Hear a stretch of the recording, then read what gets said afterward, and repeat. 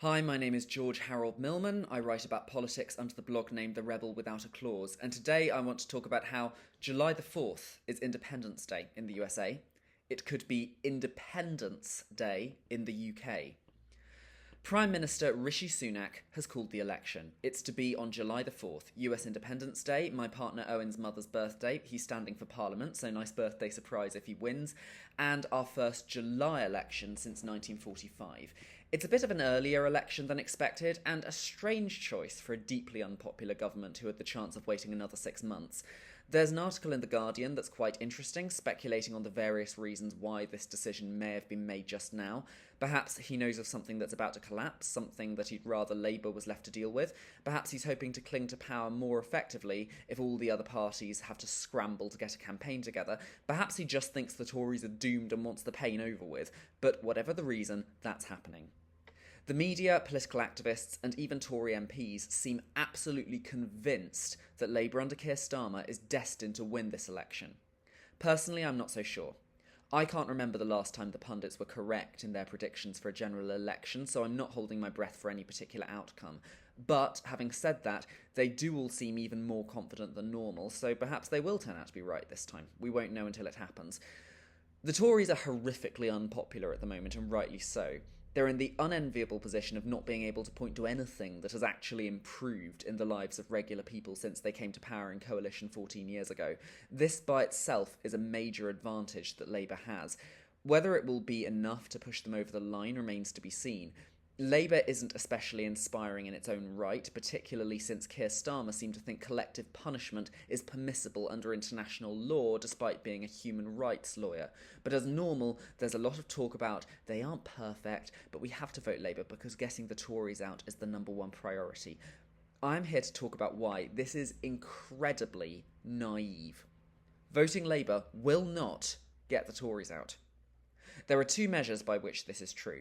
Firstly, if you look at the reasons for wanting to get the Tories out, presumably this is in relation to the destructive policies that the Tories operate under. Constant cuts to public services, hawkish politicians serving weapons manufacturers more than citizens, families going hungry and having to use food banks, more homeless people on the streets than ever before. The list goes on, and I shan't depress myself by going through all of it. These are huge problems, systemic problems, and they need huge and systemic solutions. There is almost nothing that Labour is offering that will deal with these matters effectively. And truthfully, even if they did offer something bigger within the coming weeks, I wouldn't at this point believe them.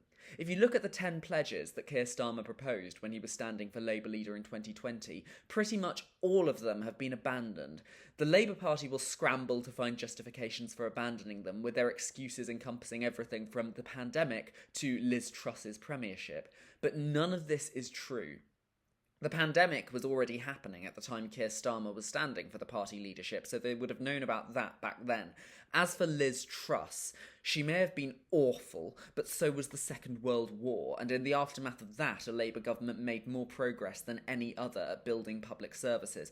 Unless we're suggesting that 6 weeks under Liz Truss, including a fair bit where Parliament was shut down to mourn the death of the Queen, damaged the UK economy more irrevocably than the whole of the Second World War, we can see that these excuses are only that, excuses.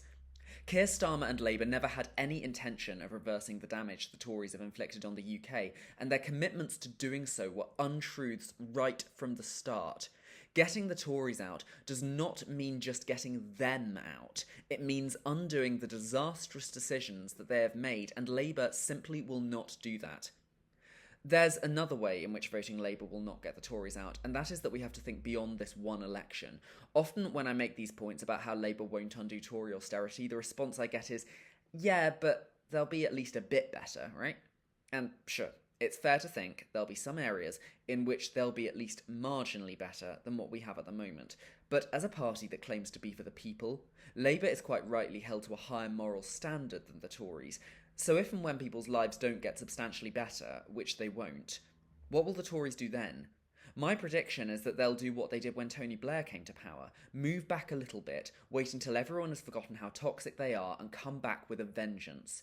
And I think that will be sooner than it was last time. I'm not a fan of Blair's Labour, but they at least did some good things. They had a good 6 years of popularity before the Iraq War, and even then they managed to scrape through one more election. But the world has changed now. Labour isn't proposing anything inspiring or radical at all. And I can imagine the Tories managing to get back in at the very next election, or at the very least the one after that. The Labour Party exists to temporarily hold the reins when the Tories are even more unpopular than normal, on the condition that they don't do anything to fundamentally change the political system. They keep the seat warm for when the Tories are ready again. This is not democracy, and we can and should demand better than this. As a socialist blogger, I can't quite believe I'm saying this, but truthfully I actually believe that the Tories getting back in would be a less worse option than Labour getting in its present form. The Tories getting back in would be catastrophic, no doubt, but only in the same way we've lived with for the past 14 years, and meanwhile Labour would be forced to acknowledge that its approach isn't working, and there'd be significant pressure on it to improve before the next election. But if Labour gets in, especially if it's with a big majority, they will never ever change. Listen to any Labour politician talk, and you'll get the impression that since Margaret Thatcher came to power in 1979, there have only been 3 elections. 1983, where Labour lost under Michael Foot, 1997, where they won under Tony Blair, and 2019, where they lost under Jeremy Corbyn. There have been 7 other elections in that time which are almost never mentioned because the results do not back up the preordained conclusion that Labour is trying to create, that decent socialist policies don't win elections and weak neoliberalism does. In reality, the opposite is true. This is demonstrated by Neil Kinnock's 2 disastrous election losses, the fact that Blair's Labour lost seats in every subsequent election, the electoral failures of Gordon Brown and Ed Miliband, and how in 2017 Theresa May called a snap election when she didn't need to because she was miles ahead in the polls, and an incarnation of the Labour Party that was being vilified by all angles, including from within, managed to deny her a majority by creating a sense of hope amongst its voter base. These election results paint an extremely different picture from what Labour is currently doing. And, of course, nothing is comprehensive in politics. In a selection of 10 elections spanning 40 years, it's normal to suppose that there'll be the odd one which is an anomaly, where for whatever reason, the outcome goes in a different direction to the way it normally does. Ask yourself, when there are 7 results suggesting one thing and 3 suggesting something else, which is most likely to be the rule and which the exception?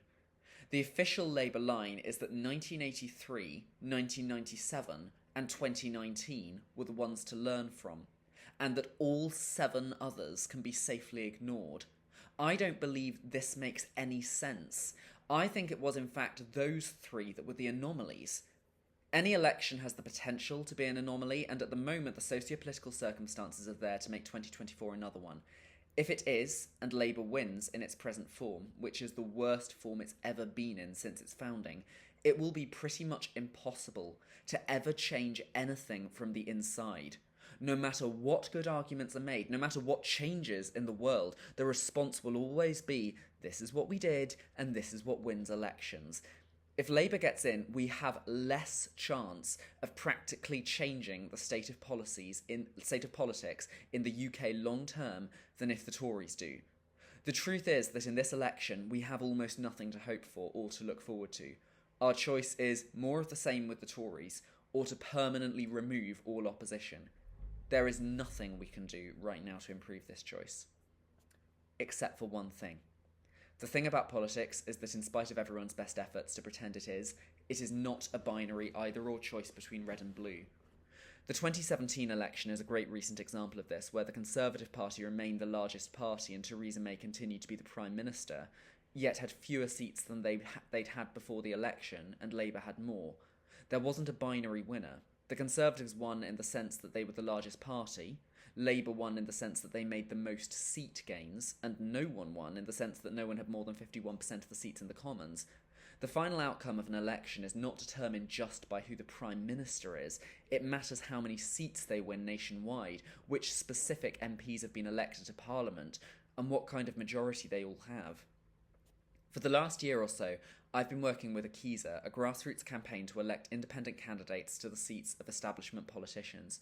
The seat Akiza is most primarily focusing on is in Holborn St Pancras, the seat of Labour leader Keir Starmer, and the independent candidate standing against him is Andrew Feinstein, a Jewish anti-corruption campaigner and former member of the South African government in the 1990s under Nelson Mandela. I've met Andrew, and he's an absolute delight to listen to. If you haven't heard him speak yet, I'm slightly jealous of you because you're in for such a treat. Do look him up on the internet if you haven't already. He is amazing. I have no idea of his likelihood of winning. I don't know enough about the constituency to know how popular Keir Starmer is as a local MP, but I'm really excited to see where Andrew's campaign goes. Another instance of a great independent MP standing, and one who I have a lot more faith in to win, is Jeremy Corbyn in Islington North. Jeremy has been the MP there since 1983, up until now, always for the Labour Party, until he was unceremoniously kicked out a couple of years ago, ostensibly on anti-Semitism charges. If you're in any doubt about this, merely reading the social media post he was indefinitely suspended for should be enough to affirm that this was actually a political decision. Jeremy Corbyn is one of the most popular local MPs in the country and knows many of his constituents personally. I think Labour, or indeed any other party, will really struggle to campaign against him. The last independent candidate I want to talk about, purely for personal reasons, is in my own constituency of Monmouthshire, where my partner Owen Lewis is standing to unseat the Conservative Secretary of State for Wales, David T.C. Davies. Owen is well known in the area as an incredible disability rights campaigner, working tirelessly for the needs of vulnerable adults and the importance of providing services for them. He has been involved with setting up an extremely popular community group called The Gathering, which is run by a collective of dedicated volunteers and aims to replace some of the services that have been cut by successive Tory governments. We're still in the process of fine-tuning the literature on exactly what Owen stands for, but a big part of the campaign will aim to make elections more accessible for adults with disabilities, learning difficulties and mental health struggles. As someone who's had mental health difficulties in the past, I can attest to the fact that I haven't ever felt elections have respected that. They've been aggressive, confrontational and inaccessible. This will be the fourth election since I've been old enough to vote, and so far it's the one that has caused me the least emotional anxiety. This would be a positive thing, except for the fact that I strongly suspect the reason for that is that this is the one I'm least hopeful about. I believe that whatever the outcome nationwide, very little is going to improve over the next few years. This is quite a depressing thought, but strangely, I don't feel depressed. I feel motivated, and I think that's because sometimes, when you don't have much hope on a wider scale, you find yourself more able to concentrate on the things you can do. And electing left-wing independents is something we can all focus on. The best outcome at this election would be for Labour to be the largest party, but without an overall majority, similar to the outcome Theresa May's Tories faced in 2017. This would be fitting because Keir Starmer's campaign has some striking similarities to Theresa May's, in that they're both establishment politicians with the entire media behind them who seem intent on ruining what advantages they do have by being abjectly unappealing. Starmer has even repeated some of May's rhetoric, like that of the magic money tree. Were this the case, Starmer, or whoever the leader is, if Andrew Feinstein manages to unseat him, would have to look for support from other parties and independents. To do this, he'll be forced to bring Labour more in line with their way of thinking. This is the only way anything in government policy could improve. I've heard some interesting rumours about great independents standing in a few constituencies other than the ones I've mentioned, so if you have a fantastic independent in your constituency, vote for them. If you don't, encourage popular and politically minded people to stand. The deadline is the 7th of June. Even if they're not standing, if you have a really interesting Green Party or SNP or Plaid Cymru candidate standing, they're a better choice than Labour or Conservative. I don't know yet if there's a decent directory of independent candidates anywhere, but if anyone knows of one, do send it to me and I'll talk about it in a future blog. We could make the 4th of July Independence Day. Thank you for watching. If you'd like to see more of this content, do follow me on YouTube, on Facebook, on my blog, The Rebel Without a Clause, and I hope to see you again soon. Thank you and goodbye.